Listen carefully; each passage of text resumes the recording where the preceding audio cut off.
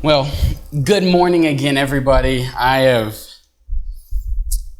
been just reading and rereading these covenants in the Old Testament, and I just love how the story progresses. And the story of the entire Bible is just that of God's plan for his people and how they walked through it. They didn't always walk through it well. Made bad decisions, bad things happened, consequences showed up. With Noah, God started over with just him and his family. He showed restraint in not just wiping everyone out, even though we did deserve it. We still deserve it to this day, that we don't deserve the life we are given, the blessings that he rains down upon us. We don't deserve any of those. But it's all because he loves us. And after Noah, God was continuing the plan, and he wanted to restore the people to where they were supposed to be. So he begins this path. And he begins this path with a man named Abram. And in Genesis chapter 12 is where we see his story pick up. We've gone through the generations after Noah. They've begun to spread throughout the nations of the world and begin to grow and populate the earth. And then in chapter 12, it comes around, it says, "Now the Lord said to Abram, 'Go from your country and your kindred and your father's house to the land that I will show you. And I will make of you a great nation. And I will bless you and make your name great, so that you will be a blessing. I will bless those who bless you, and him who dishonors you I will curse. And in you all the families of the earth shall be blessed.'"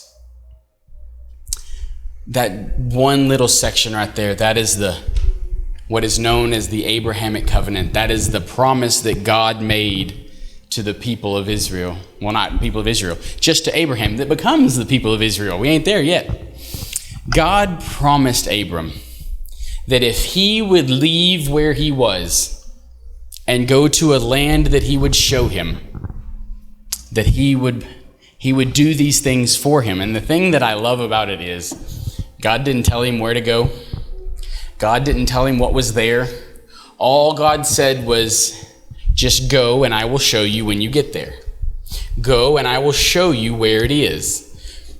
Abram had to completely give up everything in life.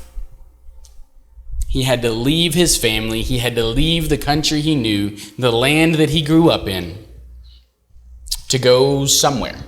He really didn't know where. Abram's entire life was spent proving that he was faithful to God. Not that God needed him to prove, but God needed Abraham to prove it to himself. God knew Abraham's heart. God knew what he would decide. Just like I talk about many times of, I know my children, and if I lay down chicken nuggets or broccoli, I know what they're picking for lunch. Never the broccoli. It doesn't mean that any choices were taken away. It just means that I know my children. And God knows his children. He knew what Abram would do when God presented him with this offer. He knew that Abram would decide it, but Abram had to do it for himself. He had to make that decision and be faithful to God in his own heart. And when he did that, God promised him 3 things. He promised him land, told him that I would give you the land that I will show you. So I'm getting tongue-tied here. He said, and I will make of you a great nation. So he's sending him to a land, and he's going to make of him a great nation. So he promised him land, and he promised him seed. He promised him children. And then he also promised him blessings, that I will bless you and make your name great, so that you will be a blessing. And as the story progresses, you see Abram become Abraham. You see him and Sarah go to Egypt. You see the split with Lot whenever they began to get too big. Abram's nephew Lot split off and they went into Sodom and Gomorrah. And Abram stayed in the countryside raising the sheep. And All of these things continue to progress. But the promise from God never changed. God never changed what he was going to do for Abram. God never changed what he told Abraham he would do. But it wasn't happening in Abraham's time frame. Abraham wasn't pleased with how fast everything was going. So, if we jump forward a little bit, I'm jumping around. I don't generally like to jump around, but I've got to get through about 5 chapters. And I don't think y'all want me to sit and read 5 chapters. We'll be here for a bit. But if we jump forward to verse 7, it says, "Then the Lord appeared to Abram and said, 'To your offspring I will give this land.' So he made it to the land. He built an altar there. This was the land that God promised Abraham. And so now they are in their land. This is where Abram and Lot separate. We jump a couple chapters. And we jump over to chapter 15. We jump from Genesis 12, where he first promises of the 3 things, to chapter 15. This is when God kind of reaccounts what's going to happen. And it's all because Abram didn't believe what God said. Or not that he didn't believe it, it wasn't happening in the time frame that he wanted it to happen. And so he began to doubt. And so, because Abram believed that God was going to make him into a nation, felt he needed someone to take over. He needed an heir. And so this is where he goes to appoint an heir. And it says in chapter 15, "After these things, the word of the Lord came to Abram in a vision and said, 'Fear not, Abram, I am your shield. Your reward shall be very great.' But Abram said, 'O Lord, what will you give me? For I continue childless, and the heir of my house is Eliezer of Damascus.' And Abram said, 'Behold, you have given me no offspring, and a member of my household will be my heir.' And behold, the word of the Lord came to him and said, 'This man shall not be your heir. Your very own son shall be your heir.' And he brought him outside and said, 'Look toward heaven and number the stars, if you were able to number them.' Then he said to him, 'So shall your offspring be.' And he believed the Lord, and he counted it to him as righteousness." So God has promised him again that I will give you a child, and your descendants will number the stars. And Abram believed him, and he counted it righteousness. And then some time goes on. Abram tells his wife Sarai, and Sarai is excited to get a child, and then this child doesn't show up. This child doesn't happen like they think it should. And we jump to chapter 16, and it says, "Now Sarai, Abram's wife, had borne him no children. She had a female Egyptian servant whose name was Hagar. And Sarai said to Abram, 'Behold, now the Lord has prevented me from bearing children. Go into my servant, it may be that I shall obtain children by her.' And Abram listened to the voice of Sarai, and so after Abram had lived 10 years in the land of Canaan, Sarai, Abram's wife, took Hagar, the Egyptian servant, and gave her to Abram, her husband, as a wife. And he went into Hagar, and she conceived. And when she saw that she had conceived, she looked with contempt on her mistress. And Sarai said to Abram, 'May the wrong done to me be on you. I gave my servant to you, to your embrace. And when she saw that she had conceived, she looked on me with contempt. May the Lord judge between you and me.' But Abram and Sarai, said to Sarai, 'Behold, your servant is in your power. Do with her as you please.' And Sarah dealt harshly with her, and she fled from her." So not only did they try to take matters into their own hands, and it just become this huge web and tangle of lies and disappointment and betrayal and anger and everything else. Abram should have, never listened to his wife. Sarai should have never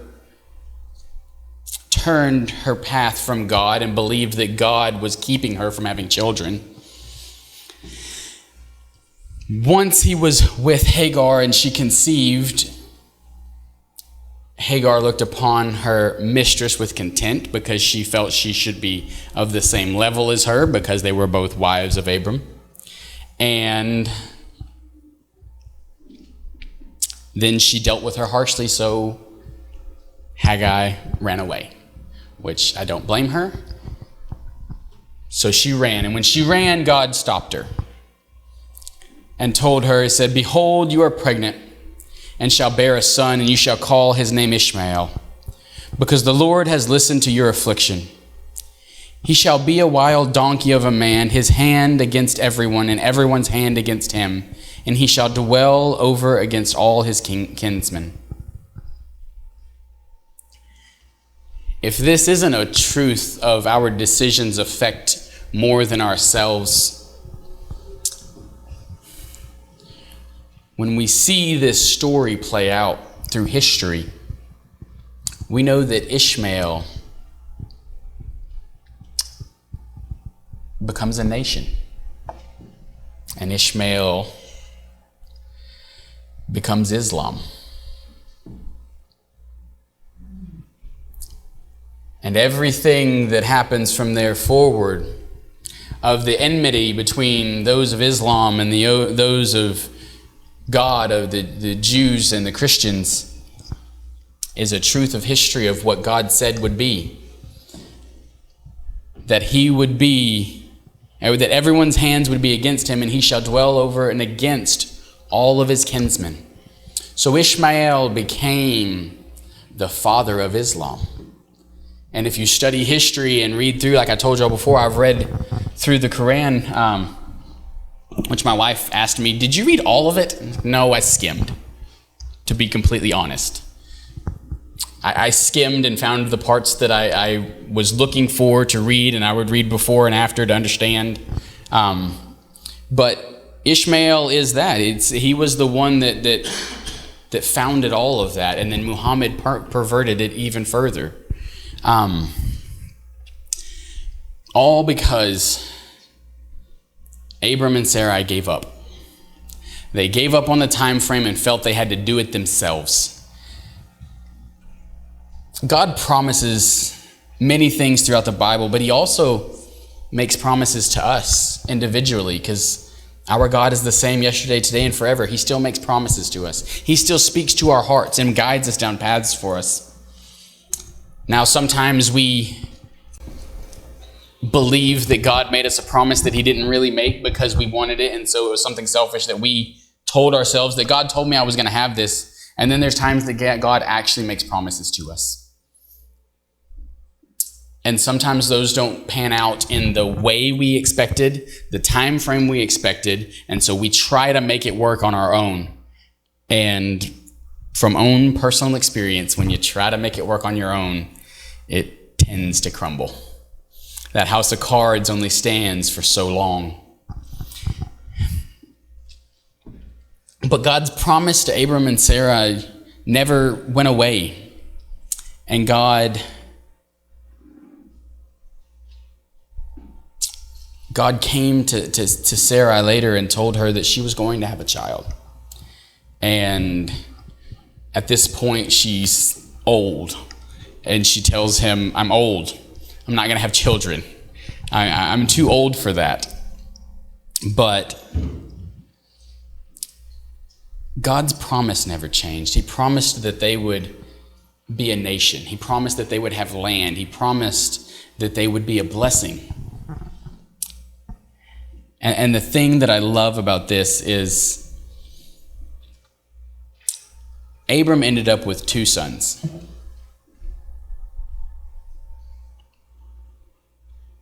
One that ran off, still became a great nation, was at war constantly with his kinsmen, was at war constantly fighting one another.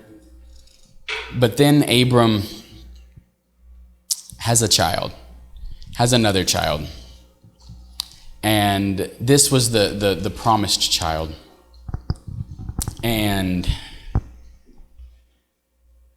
with Isaac, God just, he gave Abraham that one child. He promised Abraham he would be a great nation. He promised Abraham that he would be able to be a blessing to the entire world. And then he had essentially one child from the covenant. That's it. He had Ishmael. Ishmael ran off. Ishmael did become a nation. He did. And honestly, that bad decision sowed a lot of things in this world that never had to happen.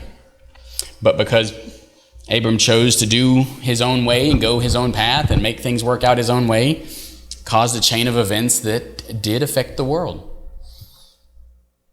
And God promised that Abraham would have a mighty name that would last throughout the generations. And our kids have sung many times in Sunday school, and you may have heard it too, Father Abraham. And Father Abraham had many sons, and many sons had Father Abraham. I am one of them, and so are you. You see, the great thing is, Father Abraham did become a great nation. He really had one child, and then that child only had two. And then Jacob picked it up and carried on. He had 13. So he began to spirit forward, and that's where we see the Israelites, and we refer to them as the Israelites. Isaac only had Jacob and Esau. That was it. They didn't get along. Jacob was a trickster, but he came to Christ. He came and returned to his homeland later in life and was able to build this legacy of faithfulness to God. But all of it started from that promise. All of the restoration that would come, God laid out the bricks for the road for it. Like I said before, if we went all the way back to Eden, that promise that we were just supposed to spend with God and take care of the world he gave us, we broke it. Then he promised that there would come a descendant of Adam that would crush the head of the snake, that would bruise its head, would defeat it, and that would be Jesus, who came and paid the price for us. And then he promised Abram that he would be a blessing to the world, that his descendants would be a blessing to the world. And that's exactly what Jesus was. Jesus was one of Abram's descendants. He was one of the descendants, and he was the blessing to the world. Because if we look throughout Israel's history, they weren't much of a blessing to the world before Jesus showed up. They tried to do great things.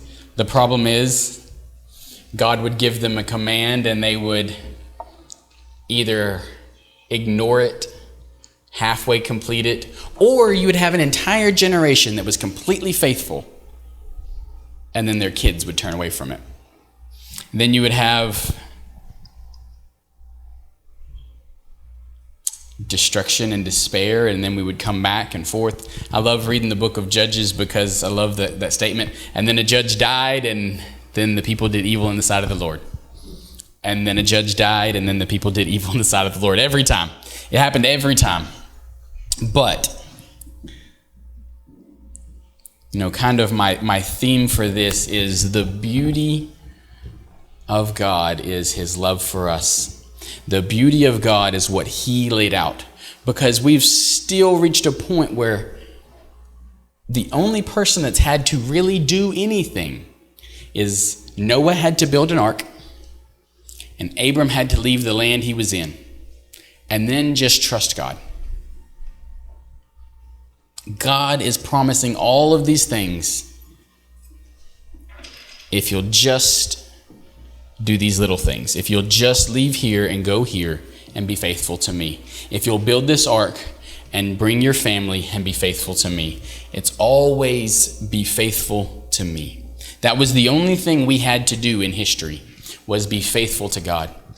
If Adam and Eve had been faithful to God,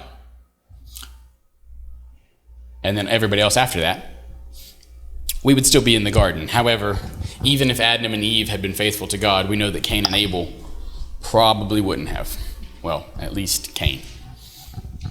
We don't really know a lot about Abel. He was faithful. He did bring his first fruits, and he did sacrifice what he was supposed to, and then Cain got jealous, and we know the story. But God really just wanted people to be faithful to him. Not because he was this just over arrogant person that felt like his way is the right way. It was because he knew what would happen to a world and a people that were selfish. He knew that there would be those that were stronger that would beat down those that were weaker. He knew that there would be those that were selfish that would take away from those who need it. And so he wanted them to be faithful to the love that he laid out before them. That's loud. He wanted them to be faithful to what he created, and what he created was good. But selfishness showed up, hatred showed up, violence showed up. All of these things tore down what God had planned for everyone. And there's many people that ask, well, why didn't he just keep them from making that choice? And the answer for that is God didn't want robots.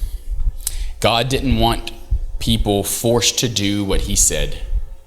He wanted them to choose him, because that choice is the truth of love. That choice of truly choosing is love. There's not love without choice. If we can't freely choose, then it's not truly there.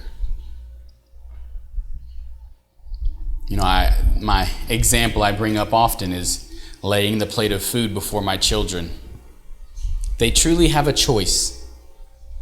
And we all know that broccoli is probably a better choice than chicken nuggets. However, chicken nuggets are getting healthier. But I'm telling you, when I was a kid and they were gray meat, it was chicken nuggets are not what you should have ate. But that choice is there. But more importantly, we all have seen family grow and love and choose. And those that choose to be with you and choose to spend time with you, you see that love play out. And then you sadly see the opposite choice in life and friends and family as well.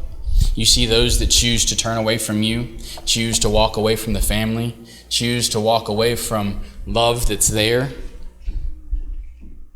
And then on the flip side of that, you have those that chose to be abusive to their family, and the family had to walk away from them. Those choices, those are what show love. If you can't choose to love someone, you can't really love them. It's not really there. And that is the whole conundrum. God left us with choice, and we made the bad ones.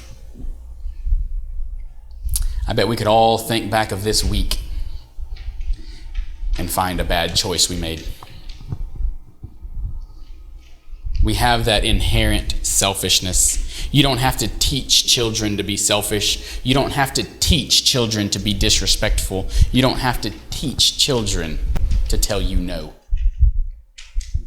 You have to teach them to share and to show love and to understand that I don't make rules because I'm this horrible dictator. I make rules because I want you to be safe and happy and healthy, and that I will give everything that I can for you.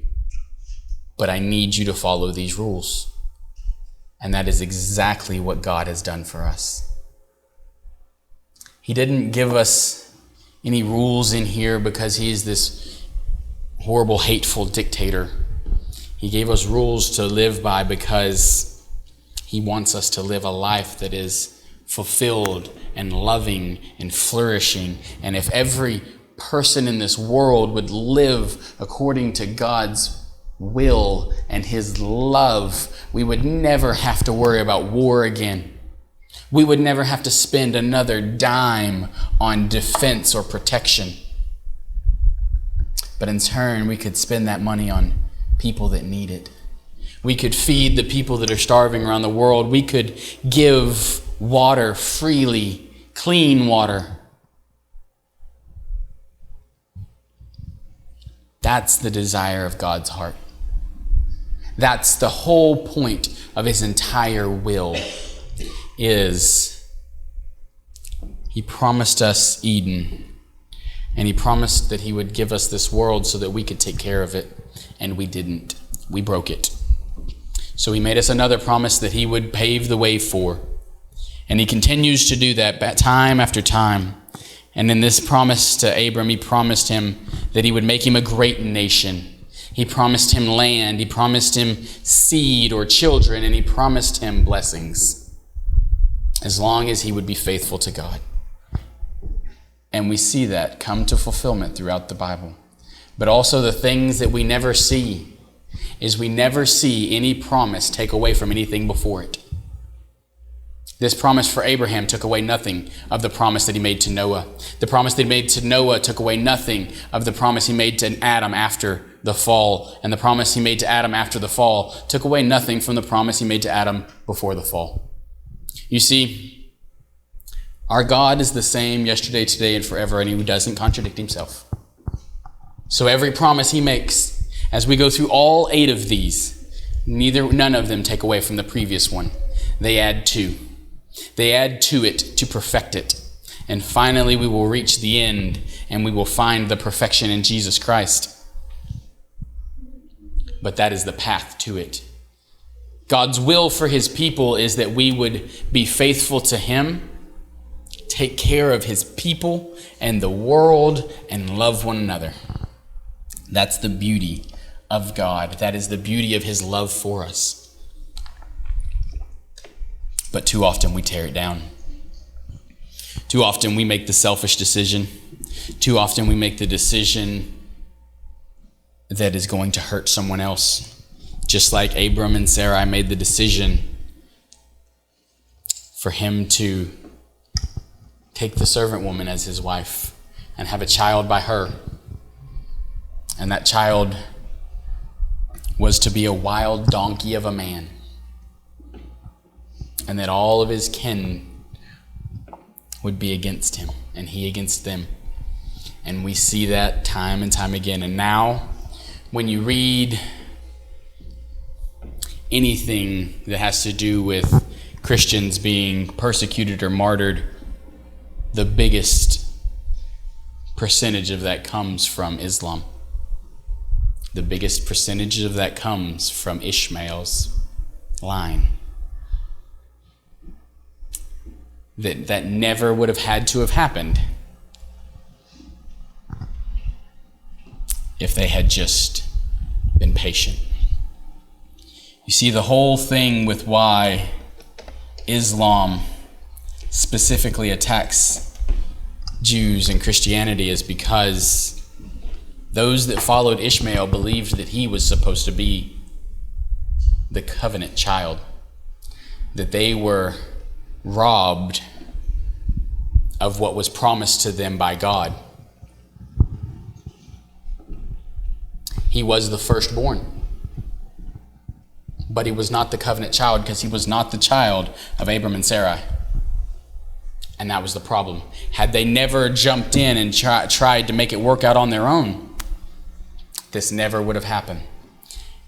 In our own lives and the promises God gives us and the path that he lays out before us, if we see where we're supposed to be going and we know that this is what we're supposed to do, but it's not happening on our time frame, we do the same thing. We try to make it work the way we want it to, or we try to make it work in any way possible. And oftentimes it causes more problems than it fixed. It causes more stumbles in life than it had to. And sometimes it does hurt other people. And sometimes it causes pain that didn't have to happen. The promise of God is that he would restore his people. He would give them a land. He would give them a nation. He would give them blessings. And from them, they would bless the world. And he did that. We get to look back, with hindsight being 20/20, knowing what comes. We get to look back knowing that the blessing is Jesus. That the blessing is salvation for all people. That Jesus died on that cross for us. But Abram got to look forward, believing that his children and their children would be a blessing to this world.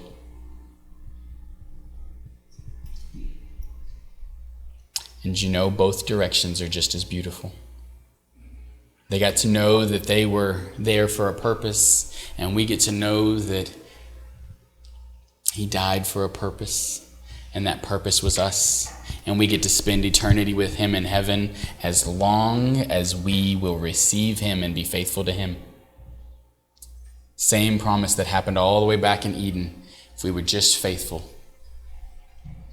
If we live by faith, is the same promise of Jesus' death on the cross. If we will live by faith, we will spend eternity with God. Join me in prayer. Dear Heavenly Father, I am so very, very thankful.